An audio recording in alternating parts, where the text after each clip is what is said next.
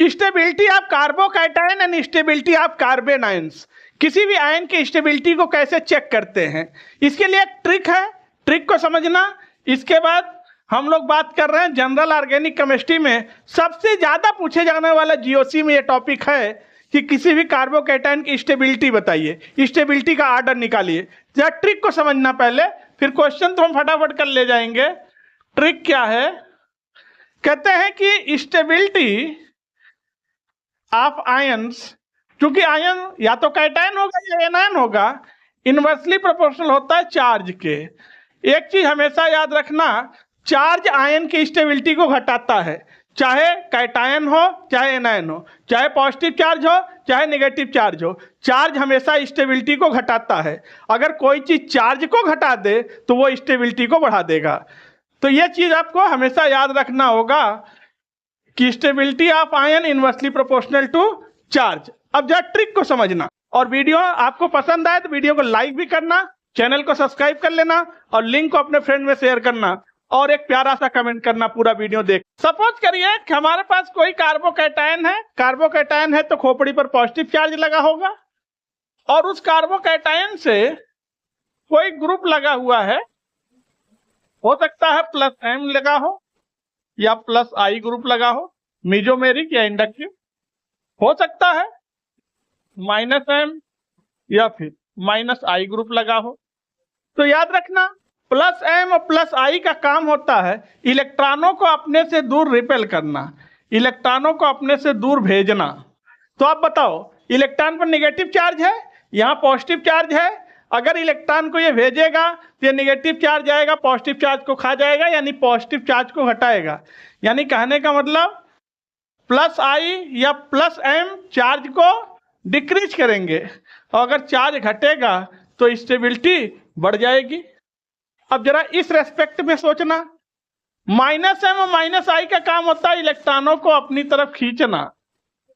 जब कहीं से इलेक्ट्रॉन निकलेगा तो वहां पॉजिटिव चार्ज आएगा, और ऑलरेडी पहले से पॉजिटिव है, पॉजिटिव और आएगा, यानी माइनस M और माइनस I चार्ज के अमाउंट को बढ़ाएंगे, ये चार्ज को क्या करेंगे, इंक्रीज करेंगे। और अगर कोई चीज चार्ज को बढ़ा रहा है तो स्टेबिलिटी को घटा देगा, याद रखा। अब जरा देखना, अब हम बात कर रहे हैं कार्बन आयंस के लिए। जब खोपड़ी पर निगेटिव चार्ज हो, अगर कार्बन आयंस है और उस कार्बन आयन से दो पॉसिबिलिटीज हो सकती है, हो सकता है या तो प्लस M ग्रुप लगा हो या प्लस I ग्रुप लगा हो सकता है माइनस M ग्रुप लगा हो या माइनस I ग्रुप लगा हो। अब प्लस M और प्लस I का काम है इलेक्ट्रॉनों को अपने से दूर भेजना, इलेक्ट्रॉन को भेजना, इलेक्ट्रॉन को ढकेलना। तो अगर कहीं पर नेगेटिव चार्ज है, इलेक्ट्रॉन पर नेगेटिव चार्ज है, इलेक्ट्रॉन पर नेगेटिव चार्ज है, ये जाएगा तो नेगेटिव चार्ज को बढ़ाएगा, वहां पर नेगेटिव कंटेंट और जा रहा है और नेगेटिव का अमाउंट बढ़ा रहा है। यानी प्लस M और प्लस I कार्बन आयन के चार्ज को क्या कर रहे हैं, इंक्रीज कर रहे हैं। इसका मतलब ये लोग स्टेबिलिटी को क्या कर रहे हैं, डिक्रीज कर रहे हैं। अब इस सिनेरियो में सोचना, माइनस M और माइनस I का काम है इलेक्ट्रॉनों को अपनी तरफ खींचना। कहीं से इलेक्ट्रॉन निकलेगा वहां पॉजिटिव चार्ज आएगा, पॉजिटिव आएगा तो नेगेटिव को खा जाएगा, अगर नेगेटिव को खाएगा तो नेगेटिव का चार्ज का अमाउंट क्या होगा, डिक्रीज कर जाएगा। यानी माइनस M और माइनस I चार्ज को क्या करेंगे, घटाएंगे, तो ये स्टेबिलिटी को क्या करेंगे, बढ़ाएंगे। अब इसी ट्रिक से हम किसी भी क्वेश्चन को सॉल्व करेंगे, देखना। आइए पहले ये दो क्वेश्चन है, इन दो क्वेश्चन को निकालते हैं। Stability of aromatic carbocation, aromatic carbocation दिए गए, इनकी स्टेबिलिटी निकालना है। पहला ये 4 कंपाउंड है, इनको स्टेबिलिटी का ऑर्डर में अरेंज करना है। सबसे पहले जब ऐसे क्वेश्चन दिए जाएं तो देख लो इनके ऊपर कौन से ग्रुप लगे हैं, plus M plus I minus M minus I, जो भी चीजें उसे क्लियर करो। तो ये CH3 क्या है, प्लस I या फिर प्लस M। NO2 क्या है, माइनस I या माइनस M। OCH3 क्या है, प्लस M या प्लस I। अब बात को समझना, कार्बोकैटायन खोपड़ी पर पॉजिटिव चार्ज लगा हुआ है और ये प्लस वाले ग्रुप हैं, तो स्वाभाविक सी बात है ये स्टेबिलिटी को बढ़ाएंगे और ये चार्ज को घटाएंगे। तो सवाल है, ठीक है सब बढ़ाने वाले हैं स्टेबिलिटी को, लेकिन ये स्टेबिलिटी को घटाने वाला ग्रुप है, सबसे कम स्टेबिलिटी होगा, क्योंकि यहाँ पर माइनस एम या माइनस आई है, तो सबसे कम स्टेबिलिटी 3 की होगी। और सबसे ज्यादा किसका होगा?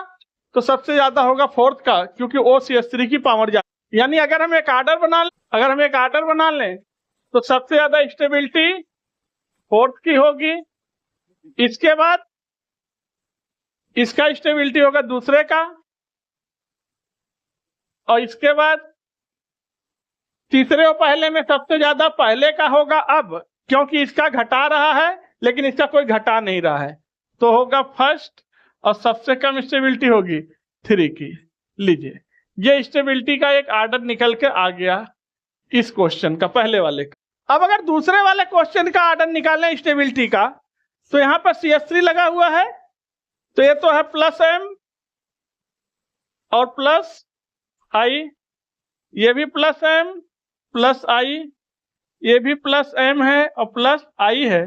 एक कॉन्सेप्ट याद रखना, मेटा पर मेसोमेरिक काम नहीं करता है, तो m तो काम नहीं करेगा मेटा पर। बाकी जगह पर देखते हैं, ये सब स्टेबिलिटी बढ़ाने वाले ग्रुप हैं, तो सबसे ज्यादा स्टेबिलिटी कौन बढ़ा पाएगा?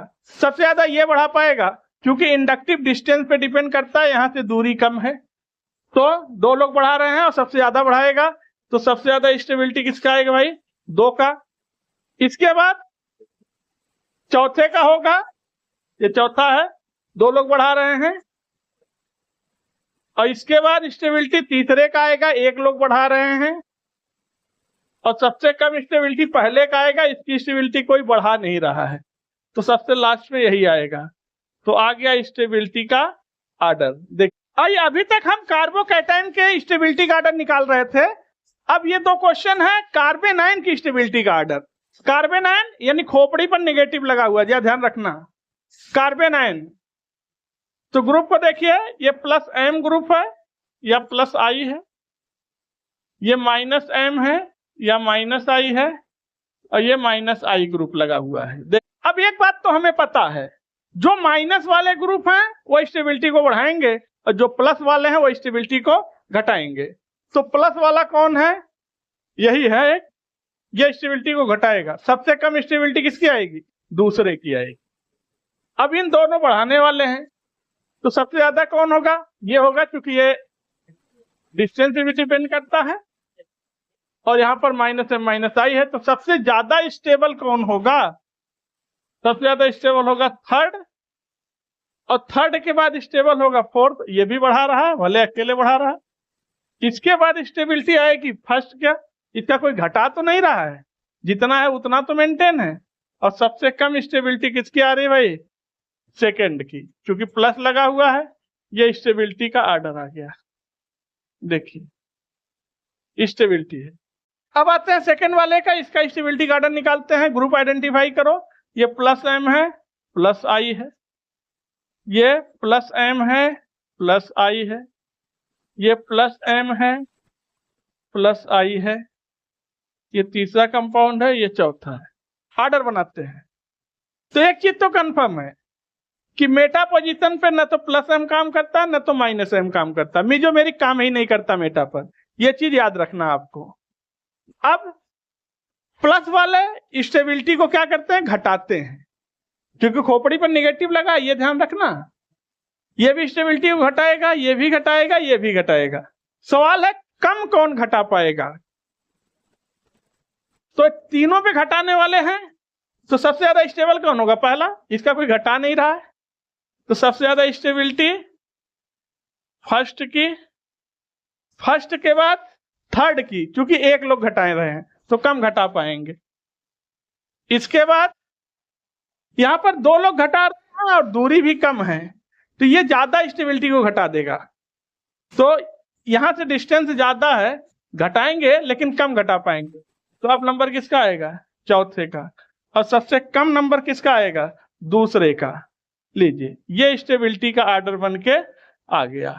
बच्चों, इस तरह से किसी भी कार्बोकैटायन, किसी भी कार्बन आयन की स्टेबिलिटी को चेक करते हैं। जीओसी का अगला पार्ट जीओसी का नेक्स्ट वीडियो अगले दिन अपलोड होगा।